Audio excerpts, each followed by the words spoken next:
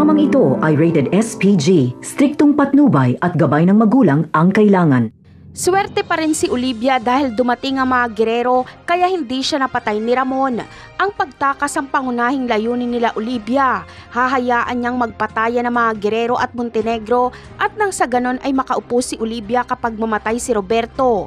Pero kung nakaligtas siya kay Ramon ay hindi siya makakaligtas kay Roberto at Miguelito. Si Miguelito mismo ang tatapos sa buhay ni Olivia. Samantala, wala nang maraming satsat at niratrat agad ni Tanggol sila Rigor. Nagkagantihan na ng putok kaya sumiklab na ang matinding bakbakan. Napaatras na sila Tanggol dahil hinagisa na sila ng tirgas kaya madali nang napasok na mga kapulisan ng mansyon. At dito nga ay ang pagtakas na lang ang nasa isip ni Divina at ng mga kaibigan ni Tanggol. Pero para kay Tanggol ay hindi siya aalis.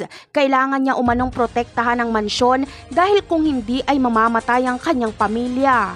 Kaya naman, kung ano man ang magiging desisyon ng mga kaibigan ni Tanggol ay irerespeto niya ito. Kung tatakas sila at iiwan si Tanggol ay baliwala lang ito kay Tanggol. Basta lalaban si Tanggol hanggang kamatayan, maprotektahan niya lang ang kanyang pamilya. Samantala, kahit magkalaban ng pulis na si Ponggay at Tanggol ay hahangaan ni Ponggay si Tanggol. Magkakaharap kasi sila at masusukol ni Tanggol si Ponggay. Pero hindi tuluyang papatayin ni Tanggol si Ponggay, bagkus ay papatakasin niya pa ito. Maawa kasi si Tanggol dahil makikita niyang babae ito at batang-bata pa.